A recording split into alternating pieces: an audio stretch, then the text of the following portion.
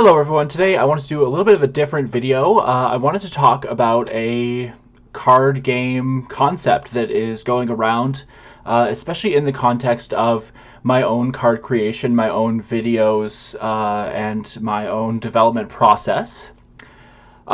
This is a concept that's been around for a long time, for countless years, that I've heard everywhere. Basically, this video here I saw is called Why TCGs Are Impossible to Balance. And because my design philosophy for making my game, and the main reason why my game has such a specific niche, is because it's perfectly balanced, I wanted to look at this video and see what kind of insights people have to offer about the concept. And this video says, why TCGs are impossible to balance. I'm obviously going to be disagreeing with some of the stuff here, but I want to be very clear.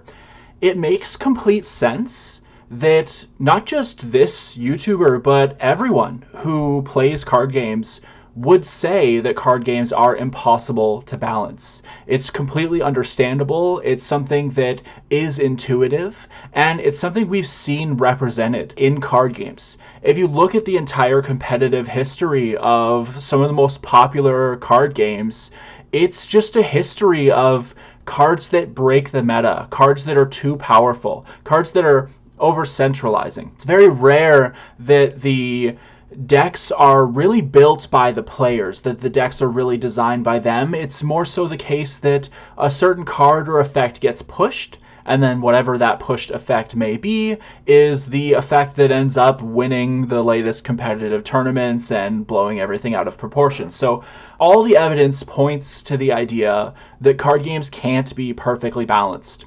So it makes sense that people have these views, and I want to talk about why I feel differently and why I feel so inspired to make a card game that is perfect. I just recently watched a little YouTube short of Neil deGrasse Tyson talking about something, and I think it's a really good metaphor for the idea of what I'm talking about, which is we said as humans, that we said as a society, or whatever you want to say, that it would be impossible for us to break the sound barrier. That would be impossible. But something he pointed out is we've seen it happen. You know, the crack of a whip is the sound that it makes is breaking the sound barrier. That's what the whip is doing. The sound by a bullet coming out of a gun is breaking the sound barrier. So we knew physically that things could break the sound barrier. But he talks about how with the speed of light, when it comes to us moving at the speed of light, we know that that's impossible because we have never observed anything, no matter what we do, to make anything go faster than the speed of light. And as a result, we believe that that's a universal constant. And I think that really mirrors what's going on here. Basically, what we have happening is card game players have never seen a balanced card game, a game that's truly perfectly balanced. And so it makes sense for them to say, like, it's impossible to balance a card game. It can never be done. So yeah, I want to give full respect to this video. I've left a like on this video. It's by Remshin Games. So give them a like, give them a subscription, some attention on this video. I want to be very clear. I'm not disagreeing with this person. I just finished explaining how it makes so much sense to believe these things and to really feel like card games are impossible to balance. I just want to go through it and talk about it, talk about some of my design philosophies, the ways that I can see fix these issues. So that is what I want to do today. Check out this video, give it a like.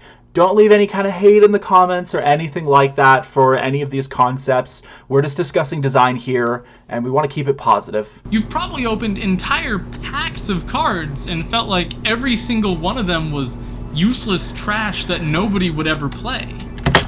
So right away, I'm seeing here something that's different between my design philosophy and the design philosophy of most card game developers is when you're designing cards, they tend to make the different rarities have different power levels. And you really see this with Magic the Gathering. Like, they have all the cards that are rare cards that are lands that enter untapped and tapped for your choice of 2 colors. Every single one of those is a rare card. They will not and have not printed any card that is not a rare or higher rarity card that has that effect. And that's because they know that that's a powerful effect. And so they want the more powerful cards to be more rare so that you have to open more packs in order to get them. And it is a money motivating thing.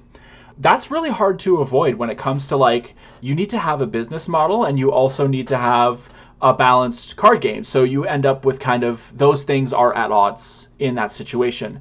My solution to that is to say that the complex cards are the ones that will be more rare, and the more simple cards are the cards that will be more common.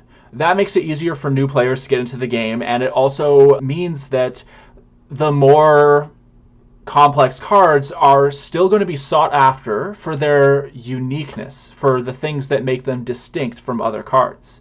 And then players can start to make basically meta calls. They can start to say, well, hey, this card is very specific and it has these extra costs, but at least it has this niche where it beats this really common card that I see all the time. And you start to run that card just for its specific niche rather than the fact that it's actually more powerful. This issue here with the power level of cards varying so highly, it is something I touched on before we even started watching the video. It tends to be what you see in competitive of all of these card games. It's a very interesting point, and it's really about the business model kind of infecting the card game. And that's why having a consistent linear system that locks everything into a certain power level is really compelling as an engine to propel your game out of that pitfall. It can be a literally impossible task. In today's episode of TCG Design Academy, we're going to take a look at why it's impossible, why that's not necessarily a bad thing, and how you can design your game to make it easier to at least get pretty close to balance most of the time. Okay, so I definitely have feelings about what was just said. So saying it's impossible is something that, like, I think it is possible, I believe it is possible, and I believe I've done it. So it's kind of like, oh man. But I think a big thing that's really important to understand is a huge part of what inspired me to make my game is stuff like this. Is seeing people say, you can't do this. It's not possible. It can't be done. And every time I heard that, I just thought, yes, it is possible. It can be done. And I will do it. I will prove everyone wrong that it can happen. So it's very interesting because stuff like this, it's frustrating for me to hear, but at the same time, it's really inspiring in a way, because I'm like, I want to show the world how it can be done. So I thought that was really important to point out. That's kind of my reaction, my instant reaction. I'd also like to point out I haven't seen this video before. This is my first time watching this video, so that's part of why my reactions are so like, oh my gosh, about it. You know, I feel very passionately about this subject. So the next thing I want to touch on is he mentioned that it's a good thing to allow your game to not be perfectly balanced. And this is something I have heard so many times, and it's this idea that, and I'm sure he's going to go on to mention it, but the idea is if your game is perfectly balanced, then it will be boring. And it's so common that people say this, but it's so fundamentally completely wrong. It just hurts my soul when I hear people say it. You know, obviously, like I mentioned before, it makes sense for this creator to be saying this, because that's all we've seen from the card creating scene, from card designers, even card designers who felt scorned by other card games. They come back and they say, look, this is a new, fresh way to do it, and then they fall into the same pitfalls that everyone else has. So it becomes very convincing that, yeah, like, you can't balance a game, and if you do balance it, it's boring, right? Like, no one wants to play literally the same deck against the same deck for all time. But that's where a complex mathematical system that covers every kind of possible effect you could ever imagine ends up having so much depth, to the point that even though every card is exactly balanced with one another, you end up with this incredible turn-based back and forth combat that is exhilarating for both players because it's balanced, not in spite of it. The balance is actually the reason that my game feels so intense to play. And that's something that's really, like, it's really precious to me, that fact, you know, and I just, when I hear this stuff, I'm like, oh man, I have to defend my game from this. So look at that, we're 56 seconds in, and I've probably talked for like, you know, an hour already, so this might be a long video. The math ain't mathin', okay. The most important reason why it's impossible to balance a trading card game is basically a mathematical one. Trading card games release hundreds. It's very interesting because that hits the nail on the head with the hammer, because for me, the way I balance my game is using math.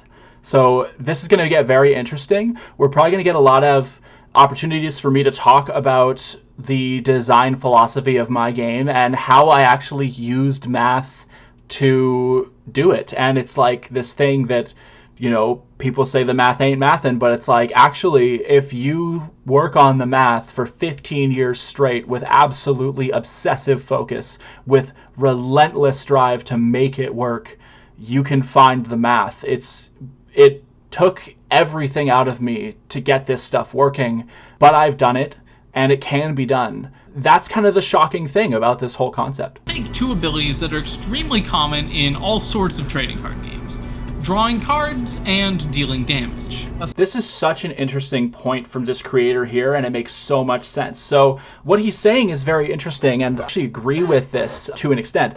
Basically, the point is, when you have mechanics that are drastically different from each other, like drawing cards, discarding cards, dealing damage, summoning tokens, sacrificing those tokens, how on earth do you find the exact numbers for all of these effects? And do those numbers scale linearly? Do they scale dynamically? Do they scale not at all? Can you only print them once per card, once per turn? What are all of these effects going to be?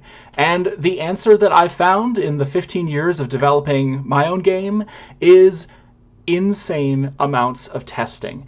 It's testing over and over and over every single aspect of every single card, of every single mechanic, at every single mana value, mana cost, every interaction possible. You have to test everything, and you start with a baseline.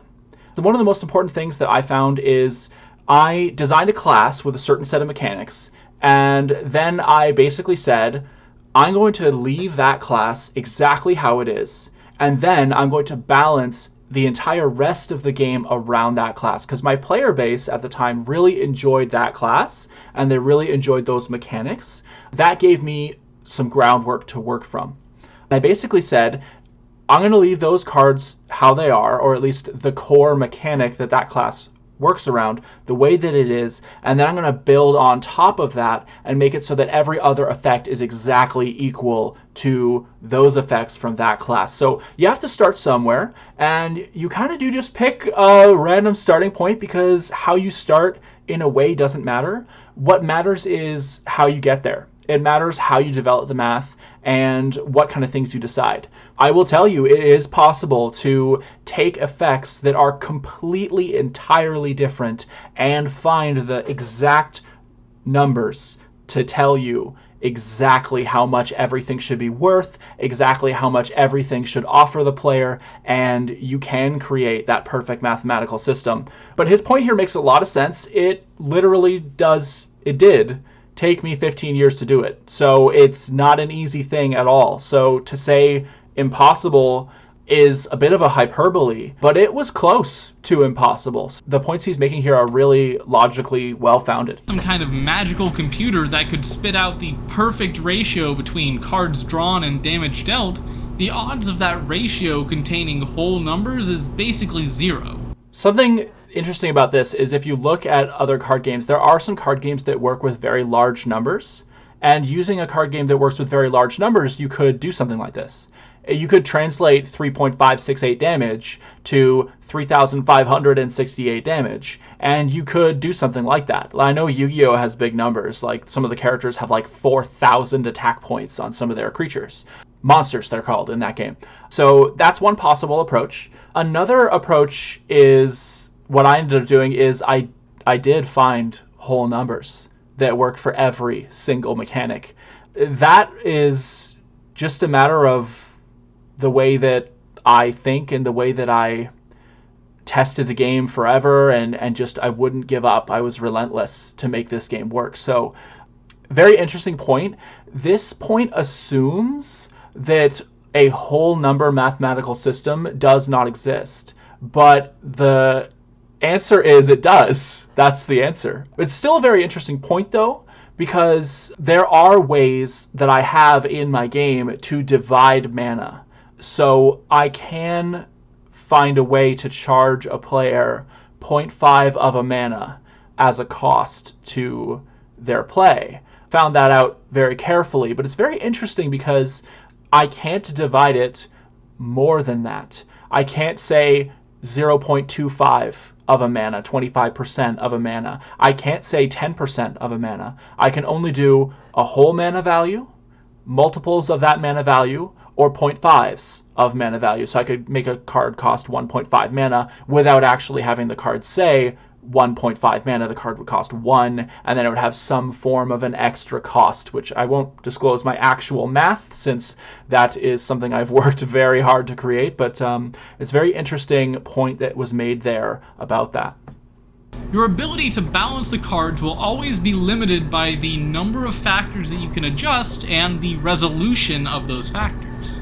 So you create the numbers when you create a card game. So if you're using a linear mathematical system to create your cards, the numbers that you charge is made by you. So if you can find one effect that is balanced at a certain rate, that's what I talked about before with kind of like a foundation. If you can find just one thing that works as a flat number, even if you go with a very small number, like let's say you decide to say that you can look at the top X cards of your library and reorder them as you choose, and that should cost 1 mana each for each card. That's a very small effect that costs a whole number for each cost. If you can take your smallest effect in the game and make it cost 1 mana, then basically there's no need to divide that number anymore because the smallest effect that exists is a whole number. And then you can say every effect that would cost more than the smallest effect, that would be a bigger effect than that, could cost multiples of that whole number. And then you have a foundation that you can build from to create a perfectly balanced mathematical game.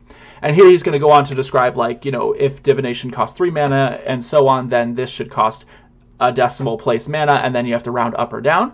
And when you round up or down, you end up creating issues, which I agree with. If you're doing a mathematical system to develop your card game, don't round up or down, because if you round down, the card will be bad, and if you round up, the card will be too good. Spikes. Even if balance was a developer's only goal, and they were able to get cards as close to balanced as possible, there would still be a gradient of power that would lead to some cards being considered bad and others good.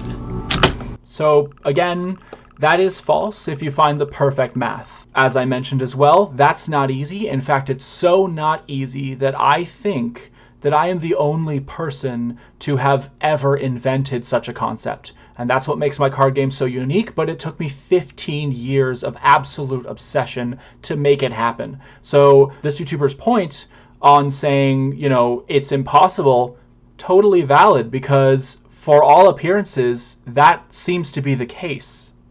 What this means is that there will always be a ceiling to the number of cards that are playable in a particular format.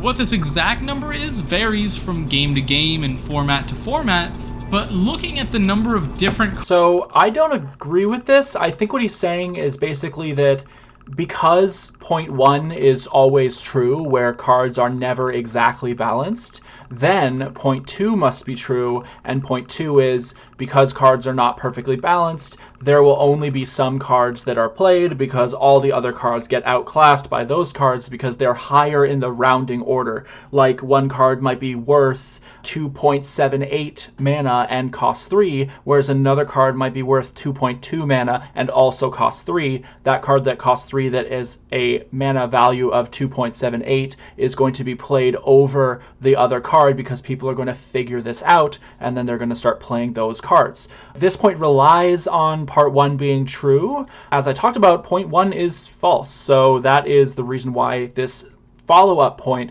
that depends upon the first point doesn't hold water, negated by the fact that the foundational argument of point 1 is not correct. Again, being fully fair here, it makes complete sense to say that point 1 is true, and it's hard to imagine that someone could ever come up with a solution to that argument that was presented in point 1. So a wonderful point that was made there by this YouTuber here.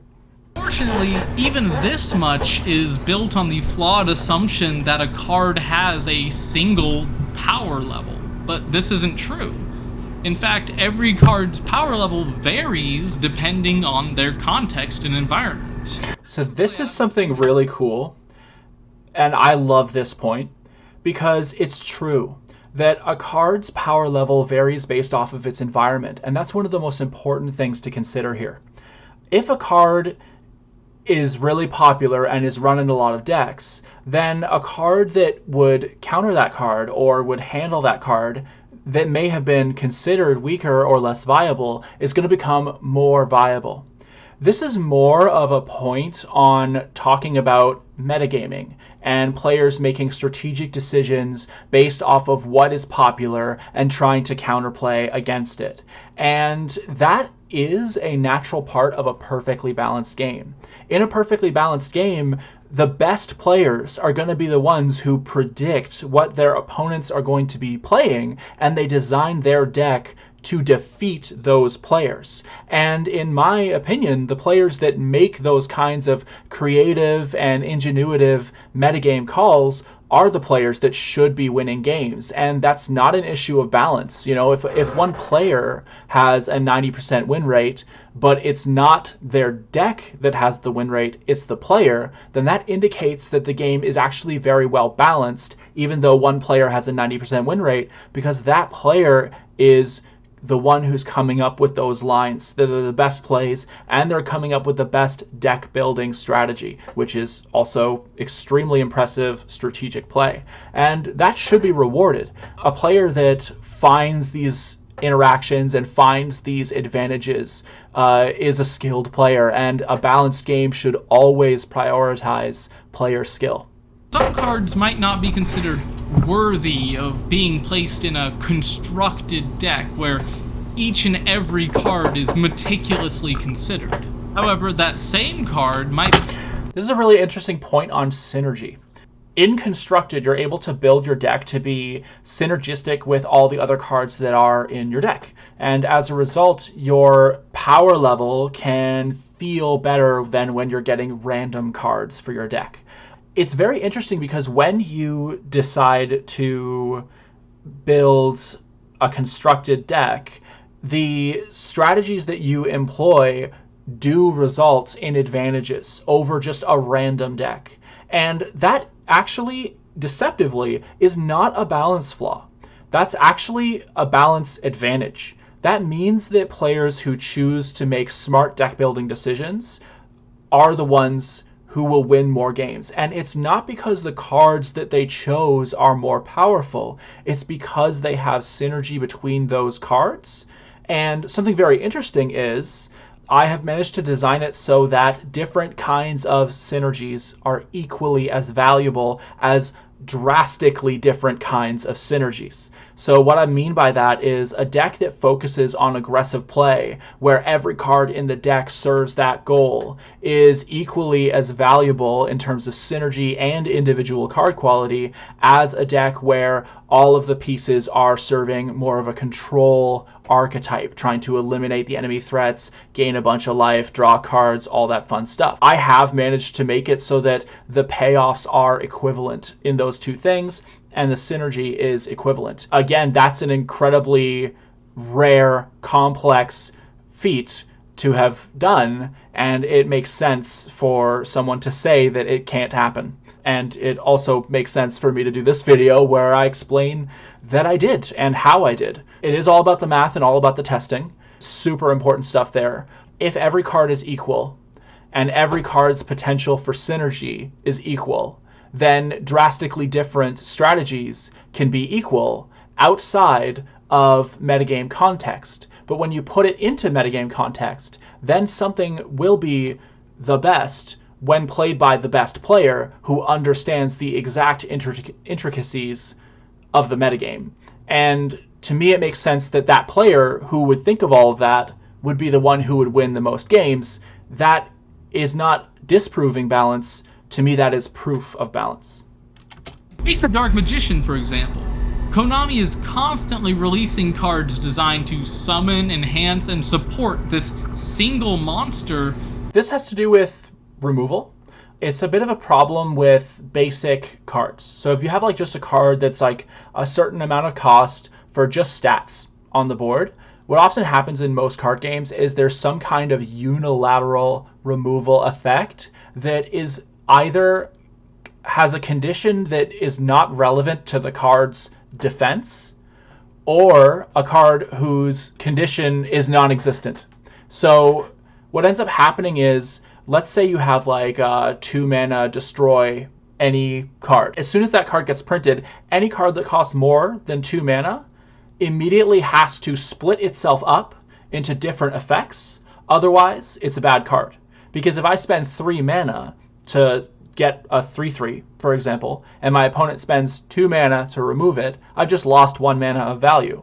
And there's no way around that. It creates this really big problem. So removal has to be conditional. It specifically has to be conditional on the health points of the card. So every card has to have health points, and every card has to be impossible to remove without reducing its health points to 0. And there's so much wiggle room and so many cool effects that you can do within that. It sounds super restrictive, but I've invented such cool and exciting mechanics around that idea, like the ability to deal more damage to a card than a card would normally do, but with some kind of extra condition or cost that directly scales with that effect. So it makes it so that a player must interact with the game's systems and their opponent just as much as each other. And you're kind of like 2 players sitting across from each other engaging with this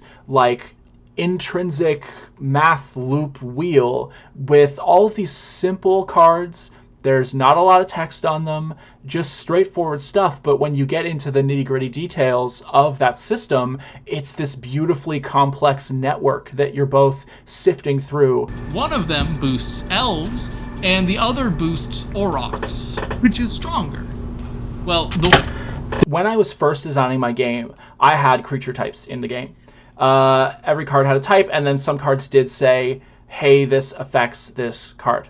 Specifically, like, there were cards that were plants, and there were cards that were not plants. And then there were cards that said, oh, if your card is a plant, you get this extra effect. What I ended up figuring out is this, because this is a really interesting concept.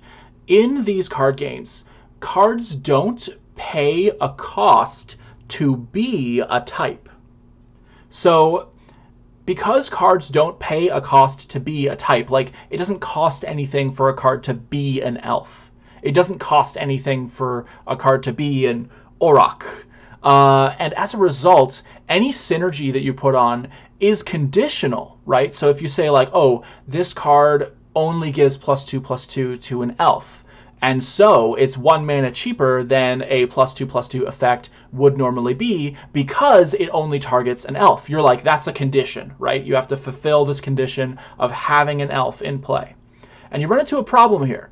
And the problem is, whether or not a card is an elf or an Auroch is absolutely, completely arbitrary. And there's no condition that's on that upfront situation. So as a result, the card that gives a bonus specifically only to a certain creature type is actually not a condition at all. In no way is that a condition that you have to meet in order to get some kind of value, but you are getting rewarded for it. So you are getting rewarded for running a bunch of elves, but the elves don't cost anything to be elves. There's no condition associated with that. As a direct result, you run into this problem where cards that have this sort of synergy are too strong because you're getting a bonus for nothing, for 0 payment. It's really important that if you're doing a balanced mathematical system, that everything comes at a cost, and there can't be any exceptions to this. If there is anything that can result in any kind of bonus, you have to put a cost associated with it. And that's immediately the problem that I see here, is with creature types. Every single card game I've seen, I have never seen a card game where they make it so that cards have no types unless they are weaker than equivalent cards that do have a type. For example, you could say 1 mana for a 1/1 is balanced. Let's assume that you say so. And then you go from there, you say, okay, well, what about a 1 mana 1/1 that is an elf? Well, then you say, oh, well, that would have to be a 0 attack, 1 health creature because it has to pay something to be an elf. That is the secret sauce of balancing creature types, is there just has to be some kind of cost associated. You can't get something from nothing, because if you're trying to make a balanced system and you're giving players something from nothing, that is beyond, that's not just overpowered, that's infinitely overpowered. The difference between 0 and 1 bonus is absolutely endless compared to everything being 1-to-1 in the rest of your game, if that makes sense. It's a whole math thing, and it has to do with infinities, and it doesn't have to do with larger and smaller infinities because that's a whole mess. But it does have to do with, as soon as you have an effect that can be exploited multiple times without limit, there is no limit on how powerful that can be. And it will immediately warp your game, and it will immediately ruin your game's balance. And this is the thing with card games, is like most of the card games that I've seen, they don't attempt to make everything absolutely stuck on balance. They always intentionally like the idea of allowing players to exploit it, and players actually in a balanced system, to my surprise, feel empowered to engage with that system and to interact with it in a way that they enjoy. Players who like mid-range will enjoy mid-range in a balanced game just as much as they will in an unbalanced game. And players that enjoy control will feel the same way about control. And players who enjoy combo or aggro, it's all the same.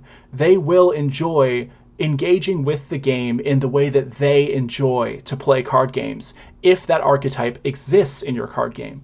Now, those archetypes should come at a cost. You can't just do it for free, because if it's free, it's infinitely powerful. So, for example, in my card game, this is very specific, but if you pay 0 mana and no extra costs for a card, it can't do anything.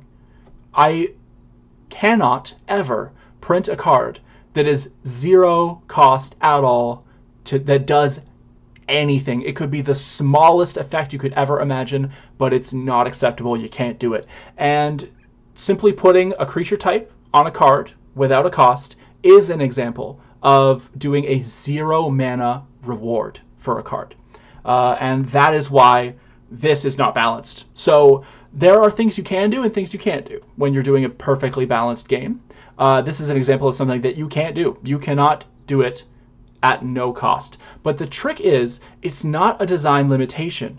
A lot of people will think, oh my god, if you make a perfectly balanced game, then you can't have creature types. That's wrong. You can have creature types, but they must come at a cost. And that could be really cool. Like, imagine if your game has dragons, but in order for them to be a dragon, it's a really expensive cost. So, like, you're paying like an extra 2 mana to make the card a dragon. You don't make the card a dragon as a player, but if you're playing a dragon card, it costs 2 mana more. But then you have cards that say, whenever you play a dragon, draw a card, right? Maybe you've balanced it so that the 2 mana payment that you play on the dragon card gives you that card draw reward. If you make the relationship mathematically between those two things, then you can link everything up and create a system where you have these creature types and all of that cool stuff. So you can totally do creature types, it's just they have to have costs. Tick card, but nothing good to evolve it into. Its value might be pretty low. However, if the next set releases a really powerful, fancy new Togekiss card, then all of a sudden the value of that Togetic has just gone up. This is so exciting because I actually explore this precise design in one of my cards in the first set and a mechanic in the second set. So the second set is not out yet. First set is finished, but I'm currently developing it so that it's ready for print. So the mechanics are ready for set 1, but actual cards are not ready to print just yet. But everything's all set in stone in terms of what those cards will be. I have ideas for second set, and it's really cool. I have a card in set 1. It's called Awakened Horror. And the card text of that card is, "You can't play this." And in set 1, it is actually impossible to get that card onto the field. There's no way you can possibly do it. But in set 2, I'm going to design mechanics that allow it to be possible for you to get Awakened Horror into play. And Awakened Horror has way stronger attack and health than a minion normally would. So I have placed a cost on a card that is a condition that you have to fulfill. And in order to get advantage from that condition, you must use a mechanic that's coming out in a later set that has a cost associated with it as well. And those things will work in combination to create a very powerful interaction. But it's not free. It comes at a cost of, when you draw Awakened Horror, if you don't have those combination cards in your hand, then you can't play the Awakened Horror, and you're left in a bad situation. But in exchange, when you do have that combination set up and ready to go, then you're able to get an advantage going. But it's at the significant cost of risk and tempo and card advantage as well. So it becomes very interesting how all of this all works together, and you have to think very carefully about how you design these things. But if you do put the time and effort into designing and balancing every single cost and effect, you actually unlock more design space, not less. And that's the beautiful thing that I think I really want to put forward in this video, is that it seems like to a lot of people that a perfectly designed game is actually like pigeonholing yourself and you're locked into being stuck with like boring mechanics. But it's actually the most intricate and deep and beautiful interactive system that you could ever imagine. And the creativity that comes out of the players is like the most joyous thing for me to experience and me to watch unfold, for me to design all these cards with all these different intentions and paths, and for players to think of all these cool ideas for how to work with them. It's an amazing experience designing a game. I've always been obsessed with designing a game, especially a card game. Yeah, so that's just some insight into that exact concept, which is like printing a card that changes in value in a later set. You can do it with intentionality. Just think very carefully and be sure that everything you do is thoroughly tested. So I thoroughly tested this mechanic with the mechanic that's coming out in set 2 before printing that card in set 1. So you have to be thinking ahead and definitely think about your future design space. You don't want to actually trip yourself up by printing a card that prevents you from printing another type of card later on. And you have to be very careful, very thoughtful, and very imaginative and creative to pull that off. It's not an easy feat to do. But the point that I'm making is it can be done.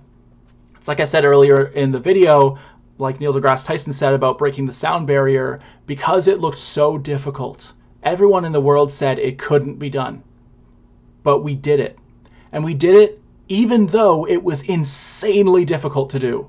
And that's the point about my card game that I'm trying to convey, is that it is possible to balance a card game. It's just insanely hard, and it takes focus and years of work.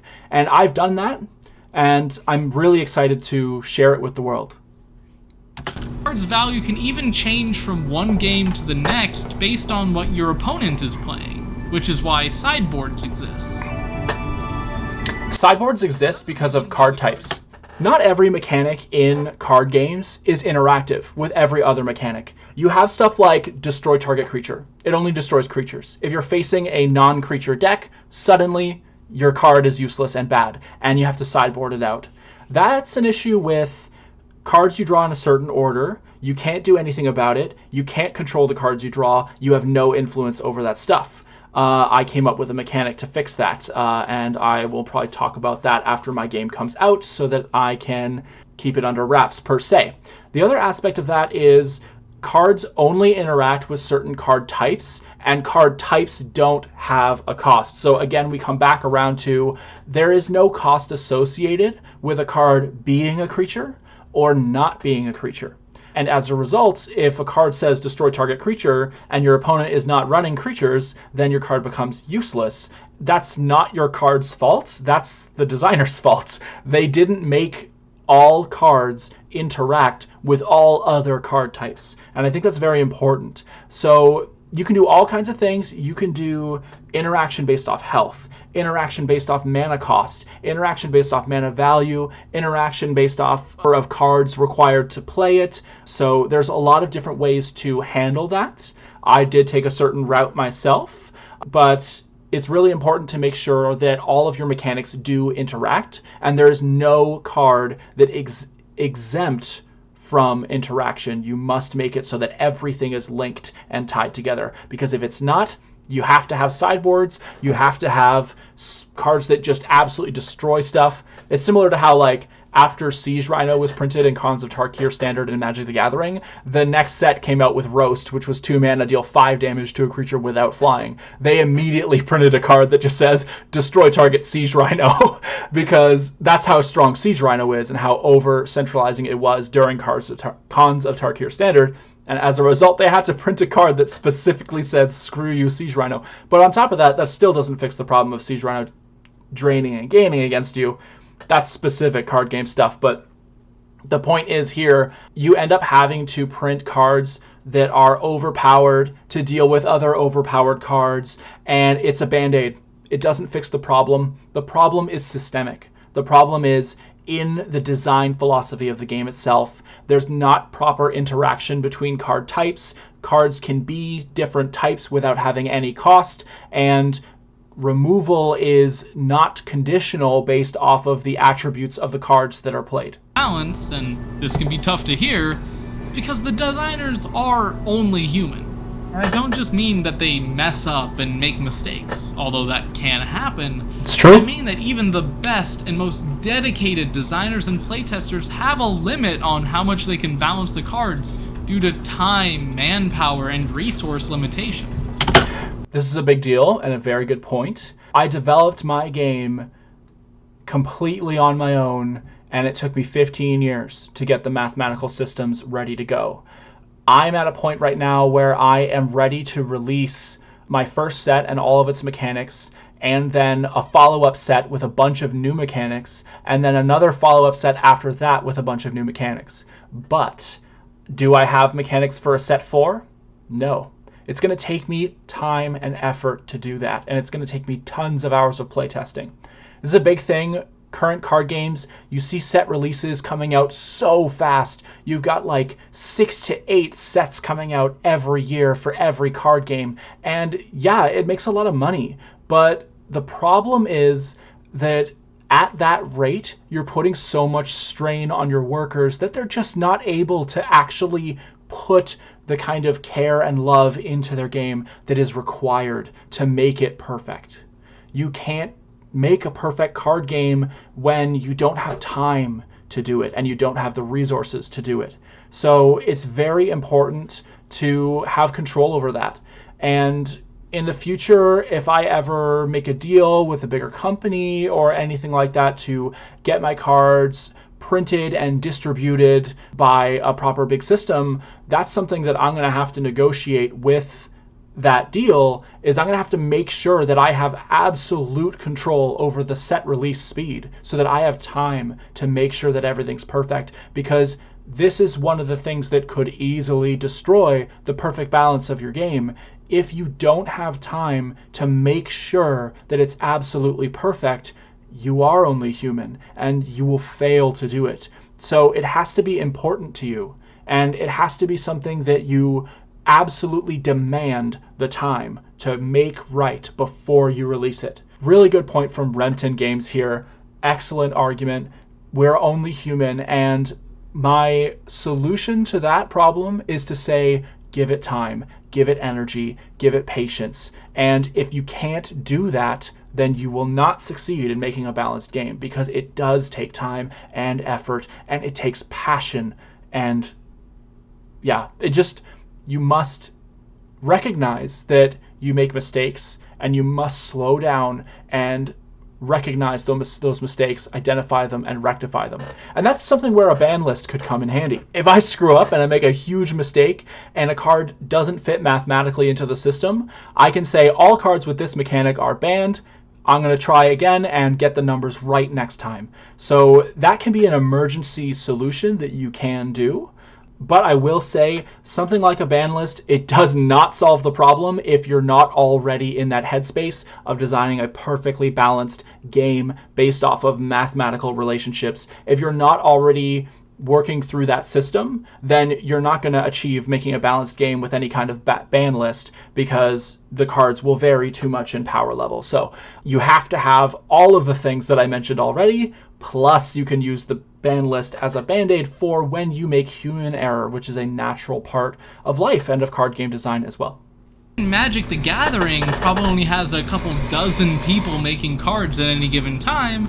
Again, they should have more than that. They should have a whole team of testers. They should have, I would say, for a game that big, I would suggest having about 300 playtesters playing games just constantly, just ironing out every single thing to make sure everything is perfect every release. And that's expensive to hire that many people. But people need jobs right now, and companies have plenty of money to pay for people to do those jobs, and that would be an awesome job for people to have. It would also elevate your game to be the highest quality game on the market. So there is really something to be said for quality sells. I know companies are very much interested in the dollar signs, but the point that I'm making here is that quality will pay you back. You will make back every cent you spend on hard work and good labor and good designers and careful playtesting. It will all come back to you in profits and make your game the best game.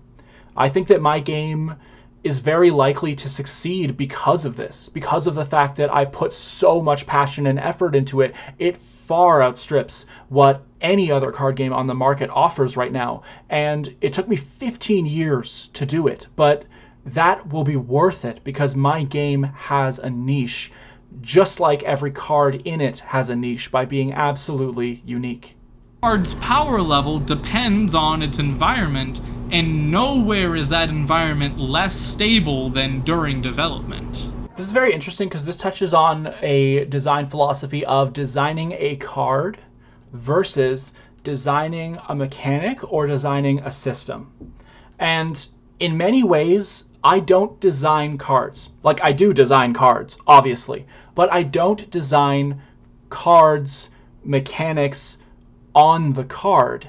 I design the card's mechanics as a fluid system that interacts with all the other cards in the game and all the other mechanics in the game, and I have those systems interconnect. And I add up all the numbers of all the different effects that a card may have in order to get its cost and effect. When I create a card, I'm really just taking all of these systems that I've designed and piecing them together into one piece of cardboard for the player to actually use. It's very interesting because this is talking about designing specific cards and how those specific cards may change. And the thing is, they change arbitrarily. I talked earlier about Siege Rhino, and that card changed a whole bunch of times leading up to release. So they never really had a chance to actually test the final version of that card. But the thing is, with my mechanics, every mechanic has been rigorously tested, and I know that in isolation and in inclusion, they are balanced independently and intrinsically. And as a result, you can mix and match and fuse them together and create any kind of card you could ever imagine using those mechanics. And that's the whole thing. It's about designing a system rather than designing specific cards. Obviously, there is specific card design that goes on. You want to make sure your card is flavorful, artistic, beautiful to look at, framed properly, all those lovely things. But the biggest thing here is understanding there's a big difference between designing a card mechanic and a card. Combine this with the fact that games should basically always be trying new things, and some things are always going to be a bit off in power level. So, as I mentioned before, some things are always going to be off in power level. Flatly wrong, not true.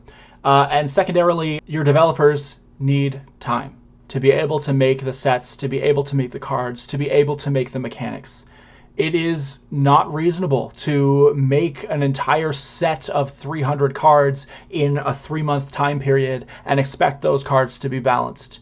If you're trying to make a new mechanic, you need a year, or at least in my case, I need a year because I'm one person testing my card game against my friends, you know? As you have more resources, as you have more employees, you get the ability to test at a way faster rate. You could have, like I said before, like something like 300 play testers, and you can have them record every little bit of data that you could ever want, the specific win rate percentages for every card imaginable. I mean, I would kill to have that kind of data, and card game developers these days, especially ones in a digital space, they have those numbers. Those numbers are just sitting there, and those are gold when it comes to card design. You are staring right at the numbers that tell you exactly where your balance should be. And the fact that that hasn't been utilized is shocking to me, because it's like that data is the secret to unlocking card design in exact numbers. You could make the most diverse and interesting and beautiful game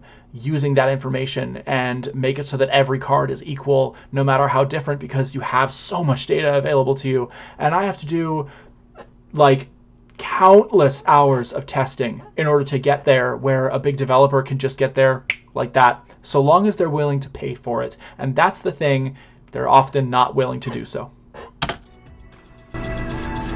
Everything we've been talking about so far has been under the assumption that balance is the #1 goal of the designers. But this isn't really the case either. A designer's primary goal should be to make the game fun.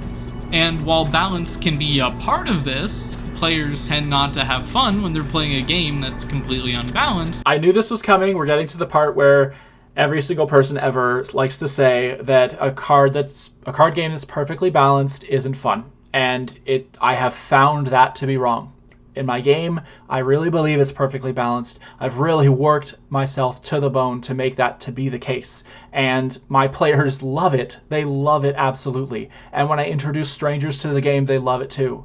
And I really believe that that's just outright false. I understand why people feel differently, because all they've been exposed to is ridiculous back and forth card games with insane mechanics, super swingy games, broken tempo, broken aggro, overpowered control, miserable matchups. That's what players have experienced, and so that's what they repeat, and that's completely understandable. Full respect to Remshin Games. His insights into card design are so valuable and intrinsic, and they're really insightful stuff that he's talking about here, and that's the reason why it's giving me something to talk about. So I'm really impressed with this video so far from Remshin Games. Definitely check it out. When you make a game perfectly balanced, the game becomes really fun. So my #1 goal in terms of designing my game is to make the game perfectly balanced. That is priority #1. And part of the thing is, my second goal is to make the game competitively viable, the most competitively viable game possible. And then my third goal is that the game is fun.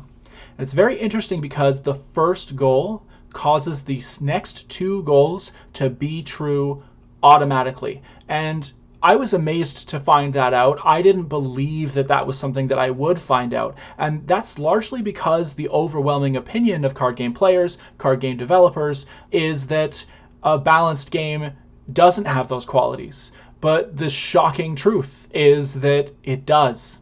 It does have those qualities, and balance creates the best competitive environment, and it creates the most fun that a player could possibly have. And that's a beautiful truth that has been completely silenced by the larger card game community. Again, I'm not saying that it's being silenced actively by anyone. It's just something that people didn't realize, and it makes sense that they didn't realize. I really, even myself, didn't think so. I didn't think that making a perfectly balanced card game would be fun for players. But I'm obsessed with card games, and I decided I was going to do it. And what I found was a beautiful surprise. Some cards might have very open-ended combo potential, and this might make a certain type of player's mind. This is very interesting. This has to do with triggered abilities. And triggered abilities are incredibly dangerous when it comes to card design. It's very, very interesting stuff. And I'm so obsessed with card games, so I will talk about it here. But you know what? I'm going to save triggered abilities for a whole video, because I could talk about it for hours upon hours upon hours upon hours. But it's a very complex association between triggered abilities and power level. And it does have to do with something from nothing. Even if you pay a certain flat cost on a triggered ability, if you're able to trigger that triggered ability more times than the flat cost that was paid, you get an advantage. And that makes sense. You should get an advantage for combining cards together like that. But at what point exactly should that advantage stop? Where should you stop? So it becomes a very, very, very delicate balancing act. And triggered abilities are something that I'm still looking at. I don't want to say something's impossible. It's something that I have not yet included in my game.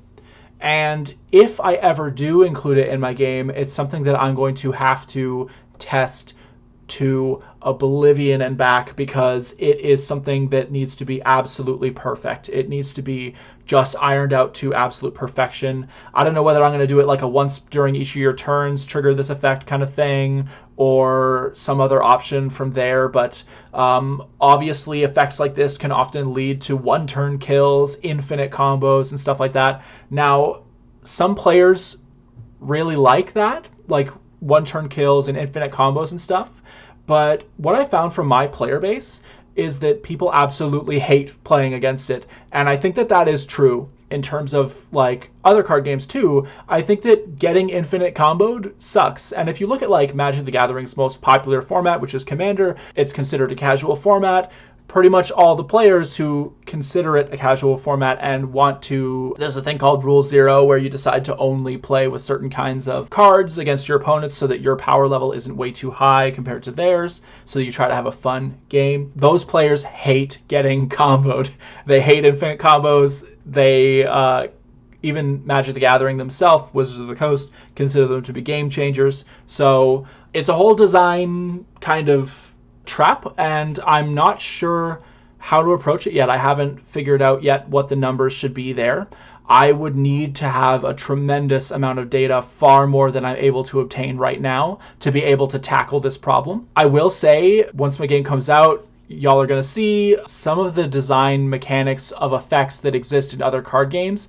The ways that I've found to implement those designs in a way that is interactive and that does synergize with the system at play is really creative and unique. I have some amazing mechanics. I'm thinking specifically of a few, but I don't want to name them just yet until my game comes out. But it's very interesting stuff there, and there is potential to take things that I think can't be balanced and make them balanced. And it's just like how I thought that you couldn't make a perfectly balanced, perfectly fun game, but then found out that you could.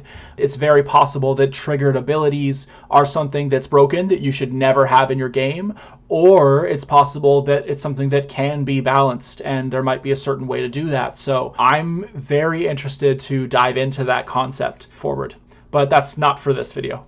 Might appeal to certain types of players just because it has high stats or can do cool things, even if those things are too impractical or inconsistent to actually be used competitively. If your game's perfectly balanced, then if a player likes playing cards with big stats and stuff, they can build a deck full of cards like that and just enjoy it, and they'll win a good chunk of the time because all of your cards are perfectly balanced. So for the spike player who wants those competitive matches, they can certainly have that. For the player who just wants the big flashy effects, they can certainly have that as well. There's kind of room for everyone in a perfectly balanced system. But again, it's hard to imagine. Cards with an element of randomness to them often fall into this category.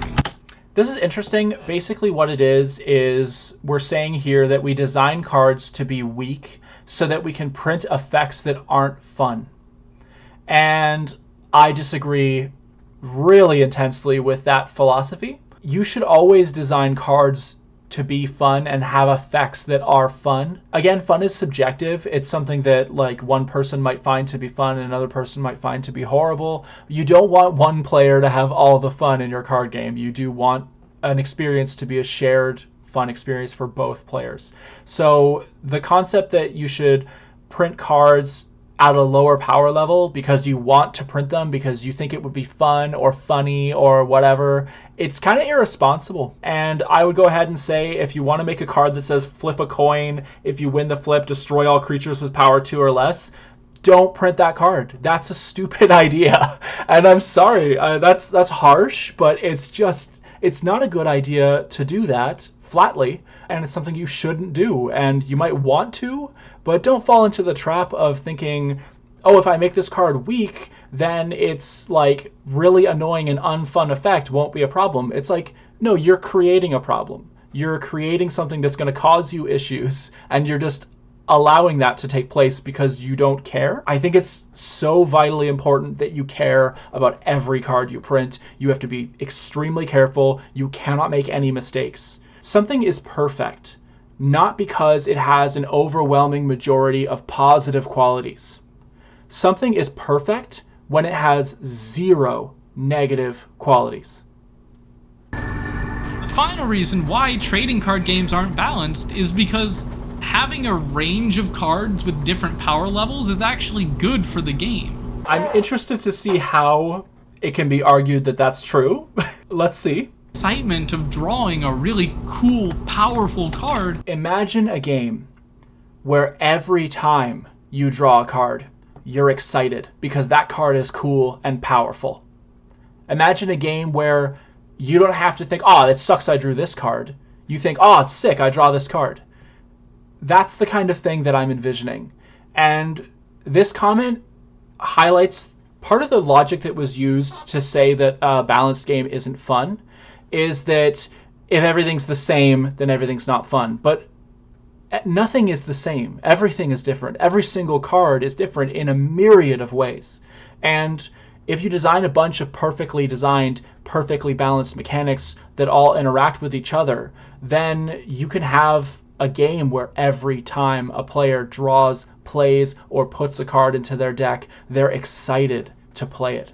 You don't need to contrast cards in terms of power level in order for players to feel their power level. Their power level is contingent on the skill of the player that builds them in their deck and that plays with them during the match. Being able to evaluate and determine which cards are worth picking is one of the main things that separates good drafters from bad ones.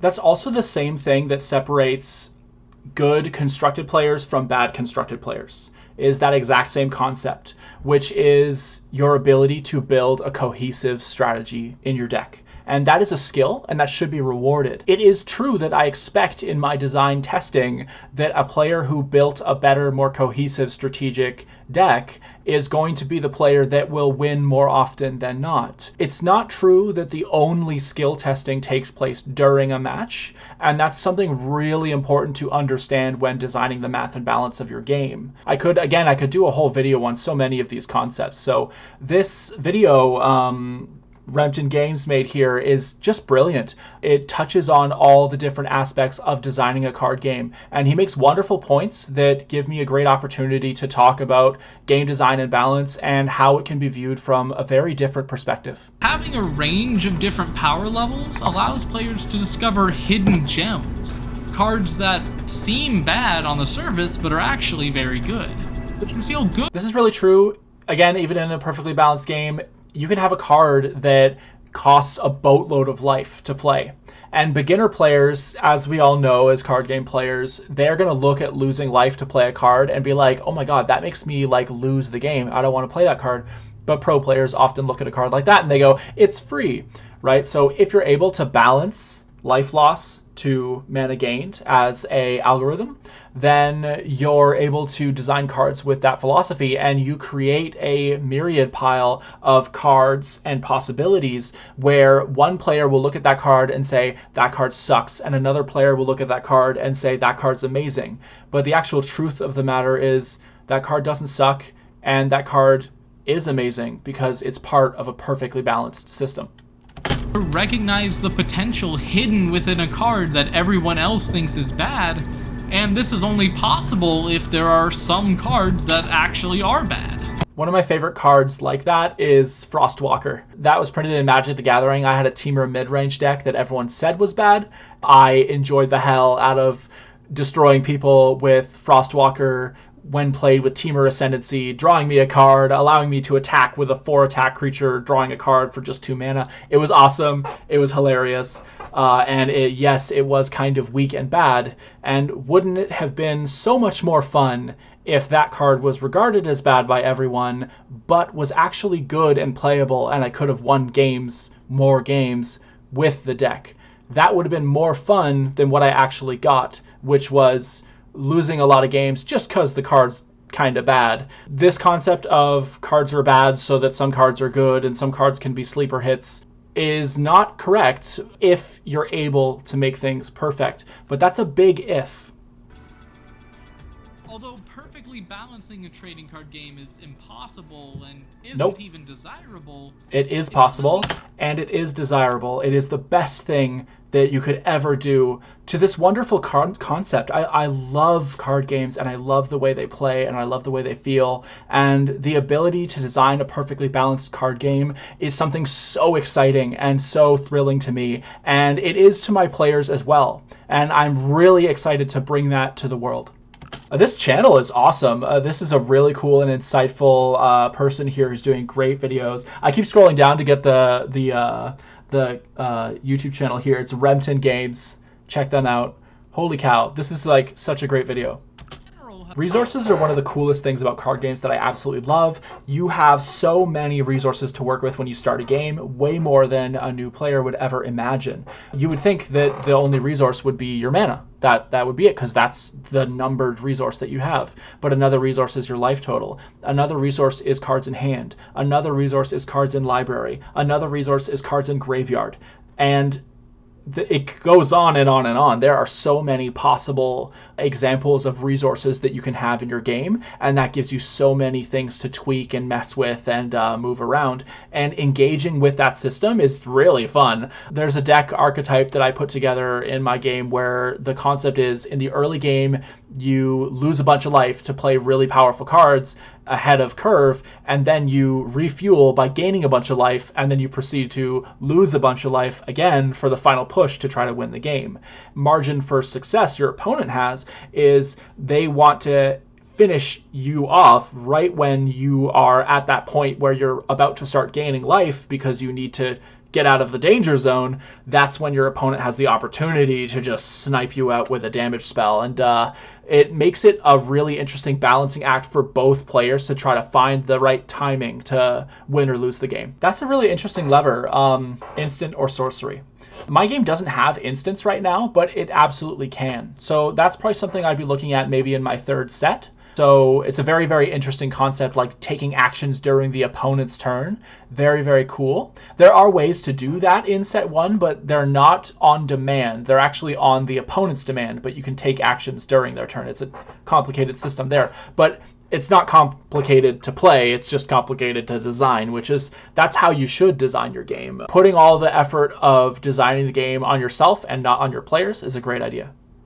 But yes, that's a cool lever that they have. It's another example of a resource. If you're trying to design a game, I really recommend exactly what he mentioned here. Look at all your levers. Find out what every single one of them is.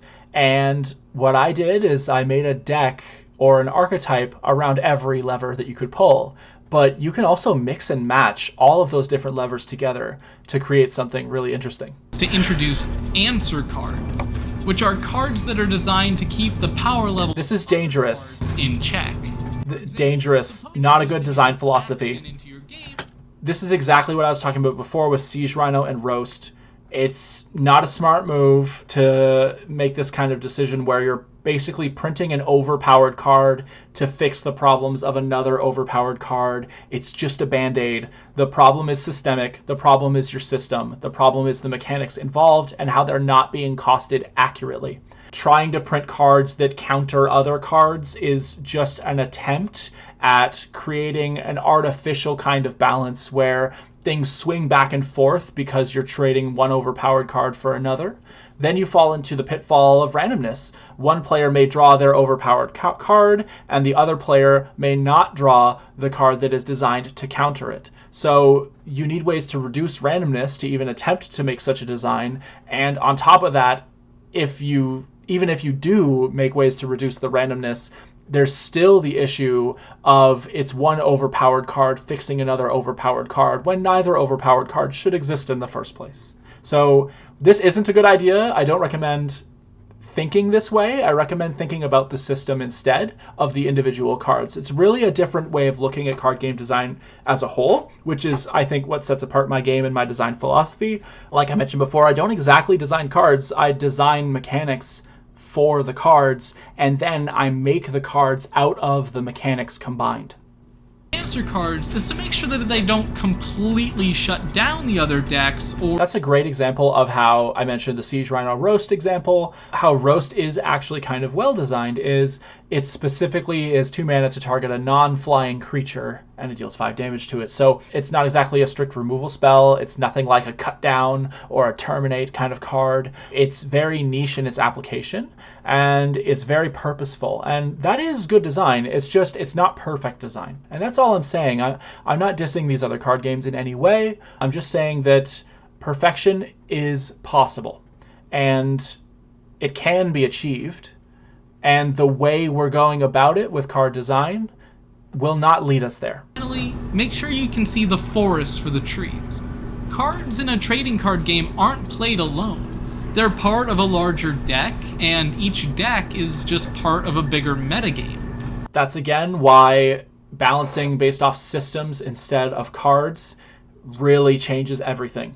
Because if all the systems are balanced, then all the cards are balanced, and all the possible card combinations in any possible card deck will be balanced as well. And that's a really interesting and complex system where players can explore all the possibilities, and they enjoy it. I'm really excited. I hope to one day see competitive players who are of a very high caliber get their hands on my game. I would love to see what they do with it.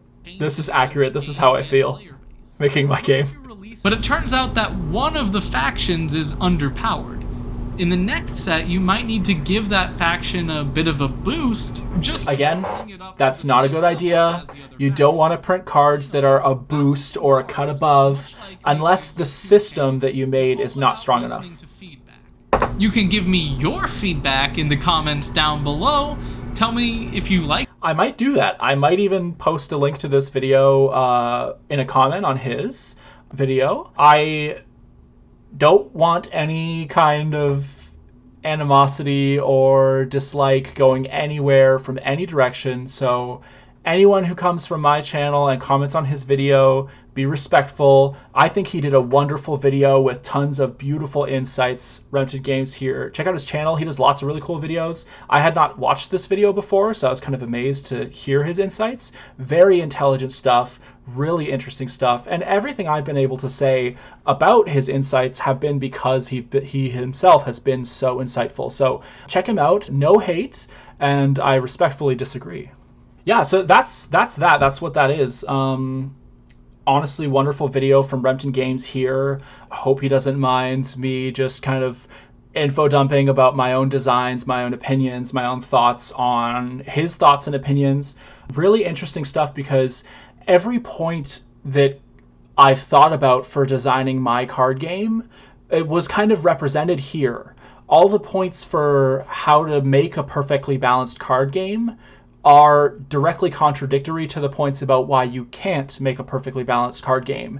And the reason that his points about why you can't make a perfectly balanced card game are so useful is because those are the reasons that you can make a perfectly balanced card game, if that makes sense. It's kind of contrarian a little bit, but what an insightful video from Remnant Games here. Check him out. I've said that a million times. What a wonderful video. I've left a like on this video. If you're watching this one, please just click the link, check out his video, and leave a like on his video as well. I might do another one of these to talk about card design in general. It was really fun just to talk about card design and info dump, as you know I love to do. So thank you so much for watching. Make sure to like, comment, and subscribe, and I'll see you next time.